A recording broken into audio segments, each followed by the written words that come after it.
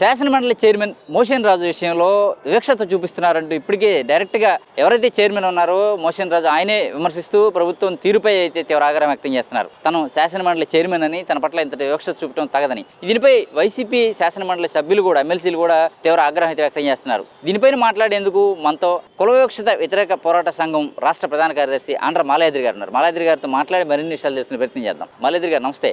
ఏంటి సార్ ఈ శాసనమండలి చైర్మన్ మోషన్ రాజు గారి విషయంలో చాలా అంటే శిలాపలకం మీద పేరు లేకపోవడం, న్యూ బిల్డింగ్ ఓపెన్ చేస్తే అట్ ద సేమ్ టైం ఎమ్మెల్యేలకు ట్రైనింగ్ ఇస్తే అక్కడ ఆయన పేరు లేకపోవడం, ఆహ్వానించేవాళ్ళు అయ్యన పాత్రుడు ఇట్లా ఇక్కడ విజయవాడలో జరుగుతున్నటువంటి ఉత్సవాలే కావచ్చు ఏవైనా వీటిలన్నింటిలో కూడా శాసన మండలి ముందుగా ఉండాల్సినటువంటి పెద్దల సభకు ఆయన చైర్మన్గా ఉన్నారు. ఆయన్ని పేరు ఎక్కడ ప్రస్తావించకపోవడం, కనీస గౌరవం కూడా ఇవ్వట్లేదు. దీనిపైన ఈ రోజు పెద్ద పెద్ద ఆర్టికల్స్ కూడా వచ్చినటువంటి పరిస్థితి. ఎందుకని ఇంత వివక్షత కారణం ఎందుకు ఏమనుకోవాలి? ఈ రోజు పత్రికల్లో నేను చూశాను.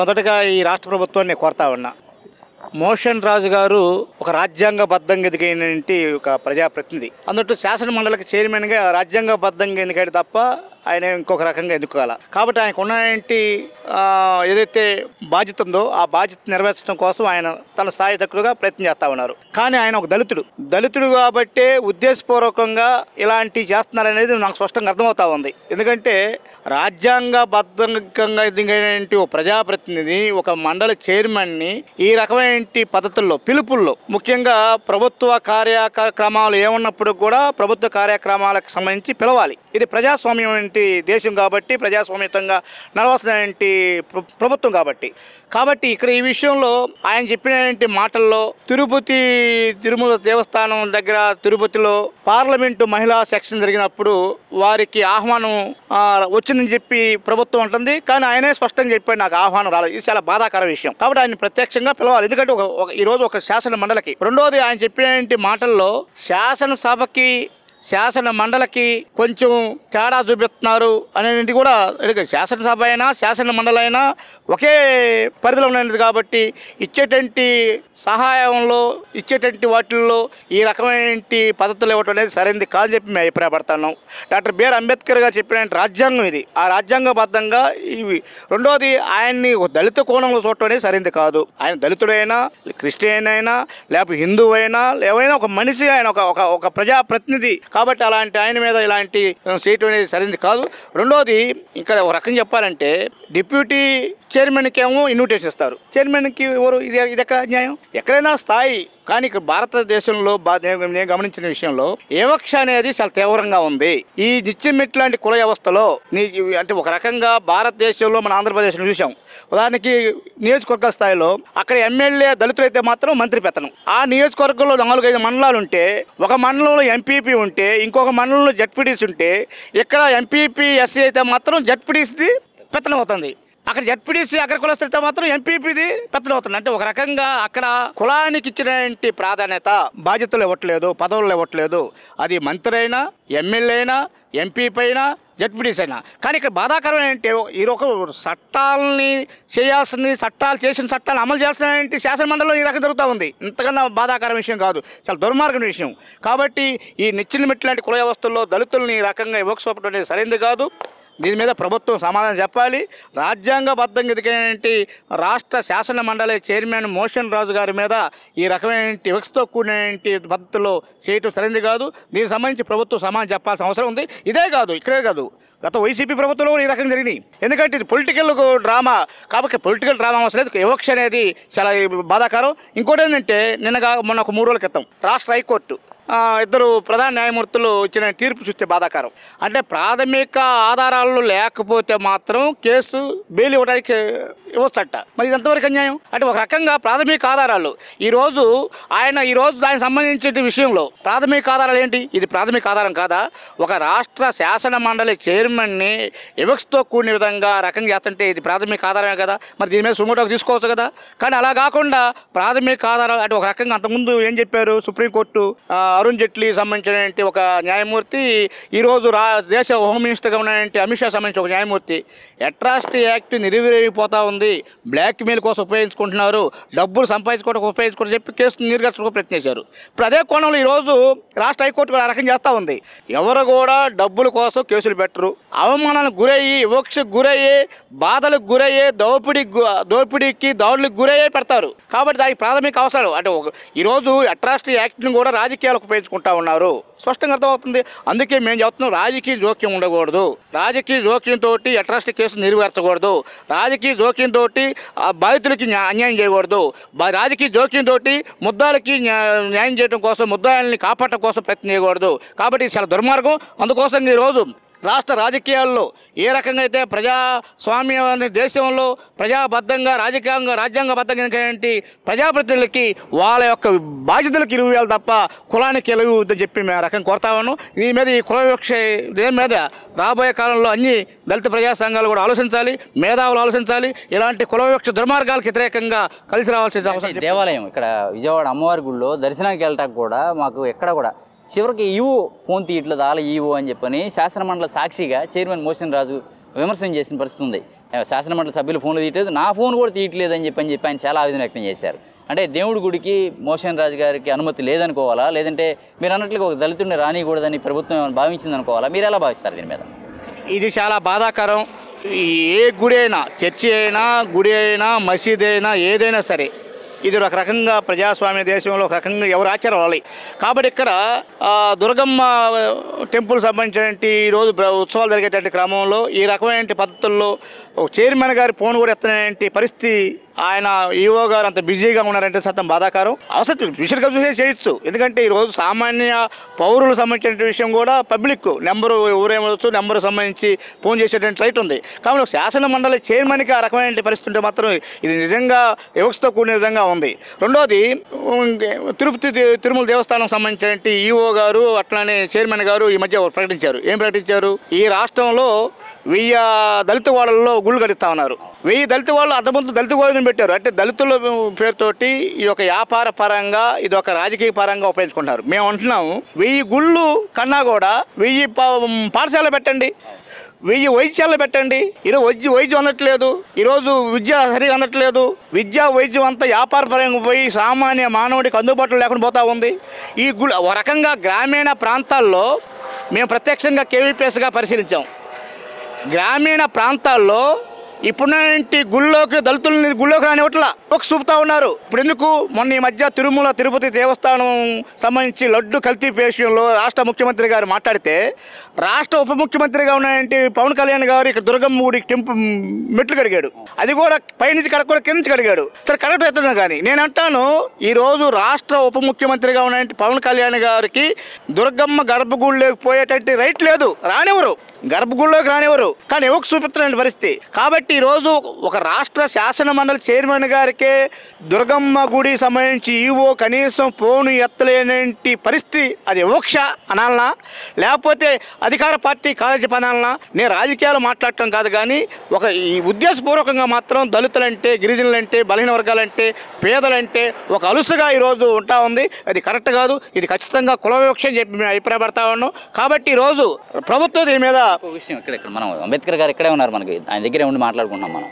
ఈ అంబేద్కర్ గారు రచించినటువంటి రాజ్యాంగాన్ని మేము ఖచ్చితంగా అమలు చేస్తున్నాము అని చెప్పినటువంటిది కూటమి ప్రభుత్వం చెప్తున్నమాట. ఆ పెద్దలు కూడా అందులో ఉన్నటువంటి ఇప్పుడు హోమ్ మినిస్టర్గా కూడా అనిత గారు కూడా సేమ్ కమ్యూనిటీకి సంబంధించినటువంటి వ్యక్తి అని ఓపెన్గా చెప్తుంటారు తను కూడా. అయితే ఇక్కడ దళితుల్లో అయినటువంటి ఆయన వ్యక్తి చైర్మన్గా ఉంటే కనీసం టీలు కాఫీలు కూడా కరెక్ట్గా పంపించట్లేదు, మాకు శాసన సభకు వెళ్ళేవి శాసన మండలికి వచ్చేవి చాలా వ్యత్యాసం ఉంది అని చెప్పానంటే చైర్మన్ మీద వ్యక్తిగతమైనటువంటి దేశంతో ఇది చేస్తున్నారని భావించవచ్చా మనం? అసలు ఇప్పుడు ఖచ్చితంగా భావించడానికి అవకాశం ఉంది. ఇప్పుడు అక్కడ ఉన్నటువంటి పరిధిలో రాష్ట్ర శాసన మండలి చైర్మన్కి అన్ని ఏర్పాటు చేయాల్సిన బాధ్యత ప్రభుత్వమే ఉంది కదా.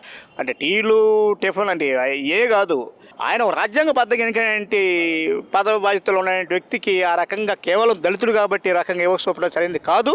రాజకీయాలు పక్కన. రెండోది ఇందాక మీరు చెప్పినట్టుగా రాష్ట్ర హోంశాఖ మార్చలు అనితమ్మ గారి గురించి మాట్లాడారు. నేను అయితే పాపం ఆమెని ఒక రకంగా చాలా సంతోషపడ్డా. మంచి ఫైర్ బ్రాండ్, చదువుకుంటామే, ఒక దళిత మహిళ, రెండో ప్రతిపక్షాలు ఉన్నప్పుడు సమస్యలను చాలా బాగా ఎత్తి చూపింది. అలాంటి ఆమెకి ఒక రాష్ట్ర హోంశాఖ మార్చులుగా ఉప ముఖ్యమంత్రిగా ఒక మహిళకి ఇస్తే దాన్ని ఉపయోగించుకోవట్లే. ఆమె నిజంగా నేను చూస్తున్నా, అసెంబ్లీ చూస్తున్నాను. ఆమె ఈరోజు రాష్ట్రంలో దళితులపై దుర్మార్గమైన దాడులు జరుగుతూ ఉంటే ఎందుకు మాట్లాడలేదు? ఆమె నియోజకవర్గంలో జరిగిందిగా. ఆమె నియోజకవర్గంలో నక్కపల్లి మండలంలో ఒక ఊరిలో దళితులు పెళ్లికి సంబంధించి షామ్యాన వేయడానికి పోయినందుకు ఆ పెళ్లి కొడుకు సెల్లబోయని చెప్పి ఇతని మీద కేసులు పెట్టి భయంకరంగా కొట్టారు. ఈ కేసులు ఫైల్ అయినాయి, కానీ సెల్లు తీసుకుని వీళ్ళు కాదు. కానీ వీళ్ళు పోయి మమ్మల్ని కొట్టారు. మమ్మల్ని కొట్టమే కాకుండా ఒక ఊళ్ళోకి పిలిచి మా బంధువులు మొత్తాన్ని కూడా కొట్టారని చెప్పి ఆ రకంగా కేసు పెడితే కేసులు లేవు. మరి రాష్ట్ర హోమ్ మినిస్టర్ గారు కదా, ఆమె నియోజకవర్గం దొరుకుతుంది కదా. అదే కాదు, రాష్ట్రంలో ఎంత బాధాకరం అంటే అనంతపురం జిల్లాలో మామిడికాయలు కోసినందుకు ఒక రకంగా తూర్పుగోదావరి జిల్లాలో వైసీపీ గవర్నమెంట్లో తూర్పుగోదావరి జిల్లాలో మామిడికాయ కోసిన చంపేసి పంచాయతీ ఆఫీసులో ఉరేశారు.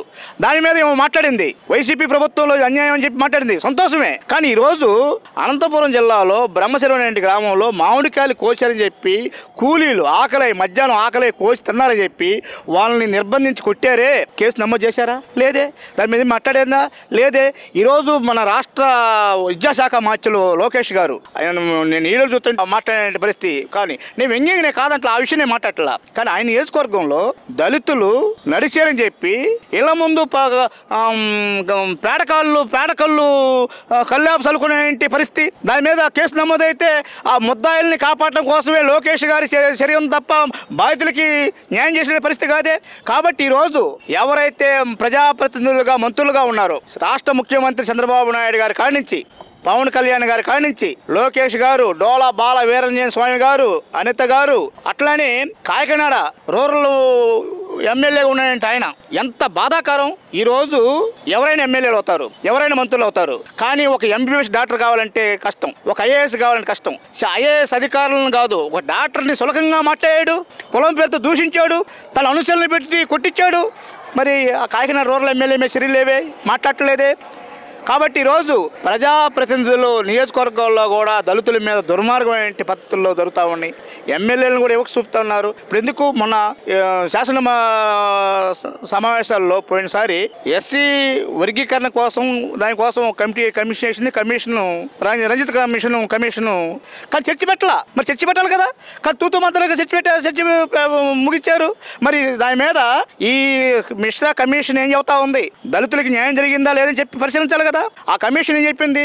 ఈ రాష్ట్రంలో దళితుల అభివృద్ధి జరగాలంటే భూమి కీలకం చెప్పింది అని చెప్పి ఆ విషయం చర్చ పెట్టాలి కదా. చర్చ పెట్టలేదు. కాబట్టి రాష్ట్ర హోంశాఖ మార్చులు గారిని కోరుతా ఉన్నాను, అమ్మ తల్లి బంగారు కొండ, మీరు ఆలోచించండి. మీరు ఒక రాష్ట్ర హోం మంత్రిగా నేను సంతోషపడ్డాం. కానీ ఈ రోజు రాష్ట్రంలో దళితులపై దుర్మార్గమైన దాడులు జరుగుతూ ఉన్నాయి. వాటి మీద పరిశీలన చేయండి. రాష్ట్ర ముఖ్యమంత్రి గారి అధ్యక్షతన 6 నెలల కోసం జరగాలి, జరగట్లేదు. రాష్ట్ర మంత్రి అధ్యక్షతన 3 నెలల కోసం జరగాలి, జరగట్లేదు. జిల్లాలో కలెక్టర్ అధ్యక్షతన 3 నెలల కోసం కొన్ని జిల్లాలు జరగట్లేదు, కొన్ని జిల్లాలు జరుగుతున్నాయంటే ఆ జిల్లాలో కూడా ఎవరైతే అధికార పార్టీ సంబంధించిన వాళ్ళనే కమిటీలు పెడుతున్నారు. కాబట్టి పరిశీలన చేయండి. మాలాంటి ఏదైతే క్షేత్రస్థాయిలో ఏదైతే సంఘాలు ఉన్నాయో, ఉద్యమ సంఘాలు ఉన్నాయో, సమస్యల కోసం ప్రత్యక్షంగా పనిచేసే సంఘాలు ఉన్నాయో, ఆ సంఘాలను ఇన్వాల్వ్ చేయండి. చేయట్లేదు.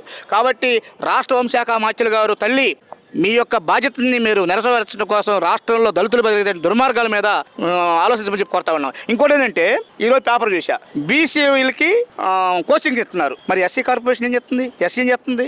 బీసీ మంత్రిగా ఉన్న సవితి గారు ప్రకటించారు 1000 మందికి మేము నిరుద్యోగులకి ఉద్యోగం కోసం శిక్షణ ఇస్తుందని చెప్పి. మరి సాంఘిక సంక్షేమ శాఖ మంత్రి ఏం చేస్తున్నాడు? కాబట్టి వీళ్ళు కేవలం పదవులకే ఉన్నప్పుడు కూడా తన పదవులకు సంబంధించిన విషయంలో అన్యాయం జరిగే విషయంలో మాట్లాడితే ఇంకొకటి ఉండేది. కాబట్టి మోషన్ రాజు గారి విషయంలో ఈ రకమైన పాత్ర ఒక దళిత మహిళని కాదు, ఇది ఎవరికైనా దళితుడికి జరిగిన అన్యాయం కాబట్టి, ఎస్సీలకు జరుగుతున్న అన్యాయం కాబట్టి ఈ అన్యాయం మీద మాట్లాడాలి. ఇది అధికార పార్టీ అయినా అనధికార పార్టీ అయినా ప్రతిపక్షం ఏదైనా సరే. ఈరోజు తోట చెప్పాలంటే డాక్టర్ బిఆర్ అంబేద్కర్ ఏం చెప్పాడు? ప్రపంచ దేశాల్లో ఏ దేశంలో సమస్య, భారతదేశం సమస్య కుల సమస్య. ఈ కులం పేరుతో ఎవరికి జరుగుతూ ఉంది, అన్యాయాలు జరుగుతూ ఉన్నాయి, దాడులు జరుగుతూ ఉన్నాయి. ఇది లేకుండా అంటే కుల నిర్మూలన జరగాలనుకున్నాడు. ఇది కుల నిర్మూలన కోసం మాటలే తప్ప, సామాన్య న్యాయం కోసం మాటలే తప్ప. పార్టీలు మారుతా ఉన్నాయి, వ్యక్తులు మారుతా ఉన్నారు, కానీ సమస్యలు మొత్తం పరిష్కారం కావట్లేదు. నేనంటుంది ఏంటంటే ఇంత జరిగింది కాబట్టి మోషన్ రాజు గారి విషయంలో పెద్దల సభ శాసన మండలి అంటేనే పెద్దల సభ, అక్కడ ఏ బిల్లు అయినా కూడా శాసనసభ నుంచి వచ్చినాక మండలిలో పాస్ అయితేనే అది అమల్లోకి వచ్చే పరిస్థితి ఉంటుంది. అటువంటి శాసన మండలిలో మోషన్ రాజు గారికి తీవ్ర వివక్షత జరిగిందనేది స్పష్టంగా అర్థమవుతున్నటువంటి ఈ సందర్భంలో మీరు మోషన్ రాజు గారిని కలిసి ఏదైనా సంఘీభావం తెలియజేయటం కానీ, ఆయన పక్షాన డైరెక్ట్గా ఆయన ఒక రాజ్యాంగబద్ధమైన పదవిలో ఉన్నాడు కాబట్టి బయటికి రాలేని పరిస్థితి ఉంటుంది కొన్ని సందర్భాల్లో. మీరు ఈ కుల వివక్షత వ్యతిరేక సంఘం నుంచి, పోరాట వ్యతిరేక సంఘం నుంచి ఏదైనా ఒక ఉద్యమం చేయటం కానీ, లేదంటే ఆయన కలిసి సంఘీభావం తెలియజేయటం కానీ, ఏదైనా ఈ న్యాయ పోరాటం చేయటం కానీ ఇటువంటి ఏదైనా చేసే అవకాశం ఉంటుంది భవిష్యత్తులో ఇటువంటి చోటు చేసుకోకుండా? ఇప్పుడు మోషన్ రాజు గారు ప్రత్యక్షంగా ఏం ప్రకటించలేదు, దానికి జరిగిన ఏమీ మాట్లాడలేదు. వైసీపీ ఇది ఒక రకంగా పొలిటికల్ గ్రహం ఉంది. లేదు, మోషన్ రాజు గారు మండలిలో చెప్తున్నారు ఓపెన్గా, ఇది మాకు ఇచ్చే టిఫిన్లు టీలో కానీ దర్శనం విషయంలో కానీ చాలా వివక్షత చూపిస్తున్నారు, ఎందుకు మేమంటే ఇంత వివక్షతనే డైరెక్ట్గా ఓపెన్గా ప్రశ్నిస్తున్నారు ఆయన. ఓకే, వారికి జరిగిన అన్యాయం సంబంధించి మేము చూస్తాము, చూసింది ఇది ఏమైనా కుల వ్యవస్థతో కూడింది, మేము ఆయన కలుస్తాం, ఆయనకి సంబంధించి పరామర్శిస్తాం. ఆయన నిజంగా నాకు జరిగింది అన్యాయం అంటే దానికి వ్యతిరేకంగా అన్ని దళిత సంఘాలను కలుపుకొని మేము పోరాటం చేయడానికి అనకడం. ఇదే కాదు నేను మీరు చెప్పేది, ఆయన ప్రత్యక్షంగా బయటికి రావాలి, ఎందుకంటే ప్రజాప్రతినిధి మండల చైర్మన్ ప్రత్యక్షంగా బయటికి రావాలి. ఈరోజు ఆయనకే జరిగిందంటే గ్రామీణ ప్రాంతాల్లో ఉన్నాయంటే వాళ్ళ పరిస్థితి ఏంటి, ఎక్కడో శివారు ప్రాంతాల్లో ఉన్న పరిస్థితి ఏంటి? కాబట్టి రాష్ట్ర రాజధానిలో ఉన్నటువంటి రాష్ట్ర ఒక మండలి అంటే పెద్దల సభలో జరిగిన ఈ రకంగా జరిగిందంటే ఇది చాలా దుర్మార్గ విషయం. కాబట్టి మోషన్ రాజు గారు బయటికి రావాలి, బయటకు వచ్చి దానికి అన్యాయం జరిగిందంటే అన్యాయం సంబంధించి ప్రజలకు చెప్పాలి. ప్రజలు చెబితే దానికి సంబంధించి ఒక ప్రజా సంఘాలుగా, ఒక దళిత సంఘాలుగా, ఒక ఉద్యమ సంఘాలుగా దీనికి వ్యతిరేకంగా కలిసి పనిచేయడానికి వెనకాడం. కాబట్టి మోషన్ రాజు గారు మాత్రం తన జరిగిన అన్యాయం మీద బయటికి రావాలని చెప్పి మేము కోరుతా ఉన్నాం, మనస్ఫూర్తి కోరుతున్నాం. ఆయనకి మాత్రం మేము మద్దతు ఇస్తాం. Right, thank you. రైట్, ఏదైతే మోషన్ రాజు గారు శాసన మండలి చైర్మన్ మోషన్ రాజు గారి విషయంలో ప్రభుత్వం వివక్షత చూపిస్తున్నమాట వాస్తవం అని, ఏదైతే అంబేద్కర్ గారు రచించినటువంటి రాజ్యాంగాన్ని అనుసరించి ఏర్పాటు చేసినటువంటి రాజ్యాంగబద్ధమైనటువంటి పదవిలో ఉన్న వ్యక్తి, పెద్దల సభలో ఉన్నటువంటి వ్యక్తికి ఎంత ఘోరమైనటువంటి అవమానం జరిగితే సామాన్యుల పరిస్థితి ఏంటి అనేది మాల్యాద్రి గారు ప్రశ్నిస్తున్నారు, మనం చూస్తున్నాం కూడా ఇక్కడ. ఇదే సందర్భంలో మోషన్ రాజు గారు బయటకు వచ్చి ఒక మీడియా సమావేశం ఏర్పాటు చేయడం కానీ, తనకు జరిగినటువంటి అన్యాయం విషయంలో బహిరంగంగా తన మాట్లాడితే ఖచ్చితంగా తమ మద్దతు తెలియజేస్తామని, ఈ విషయమై న్యాయ పోరాటం చేసేందుకు కూడా ఏమాత్రం వెనకాడబోమని, ఇది రాజకీయపరమైనటువంటి రంగులు పూసుకుంటూ దళితుల్ని ఈ విధంగా వివక్ష చూడడం తగదని అయితే మాల్యాద్రి గారు విమర్శిస్తున్నారు. వీడియో జర్నలిస్ట్ రెహమాన్తో నాని, ఏపీ అమరావతి, అభినవ్ భారత్, విజయవాడ.